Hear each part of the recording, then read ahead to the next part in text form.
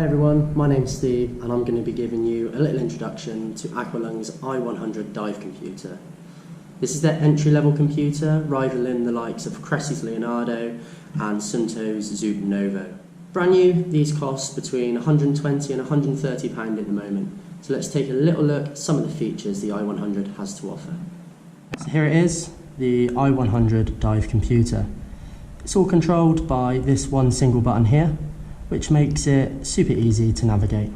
One press of this button and the computer starts up, running through this diagnostic screen you see here, before showing the surfacing screen. Surfacing screen here will show you the time since your last dive or your surface interval. But if you haven't dived within the last 24 hours, then it will just show you the time from when you last switched the computer on. Also shows you your set gas mix, either air or as a percentage of nitrox up to 100%. Planning screen here, so you can plan a dive. You've got your maximum partial pressure of oxygen here. You can set your percentage of nitrox up to 100% or air. You've got a logbook here which shows you information from your dives, going through your dive log, and if you selected one, for example, gives you your maximum depth, dive time, water temperature, gives you your ending time, average depth, and some more information such as your oxygen saturation and maximum partial pressure of oxygen exposed to. You've also got the ability to set gas, so set anything from 21 through to 100% nitrox, and also you've got a setting for air. Set alarms, you can set alarms for certain depths, for certain times, for a variety of things, and it's just on this menu you can select through depth, lapse dive time, your nitrogen loading. If you wanted to set an alarm for how much nitrogen you've been exposed to, you can all do that through there.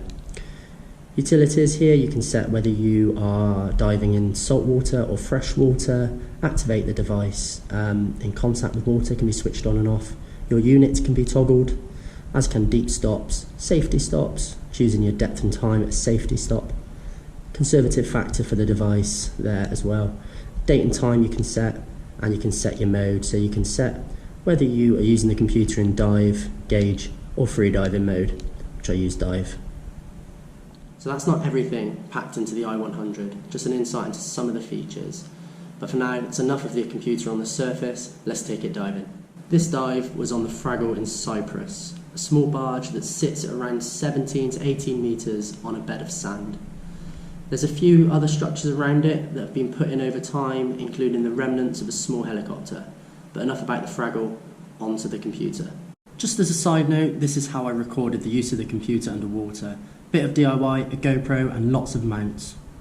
Here's the surfacing screen at the start of the dive. As we start descending, the computer kicks in as you drop below 1.5 metres for 5 seconds. As we carry on descending, the max depth in the bottom left increases. 5 minutes into the dive and we've hit max depth.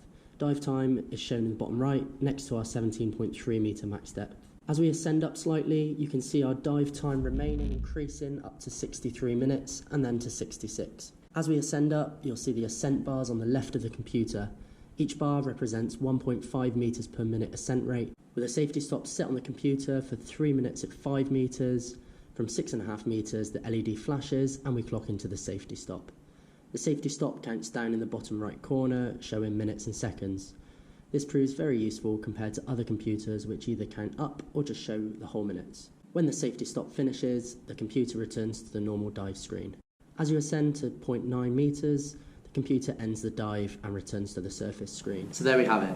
That's a brief view of the i100 in action, including the use of a safety stop. For the price, you can hardly complain at an easy-to-use beginner's computer. It offers a host of features, some of which you'd expect to find on a mid-range dive computer. If you have any questions about the i100 at all, feel free to drop them in the comments below.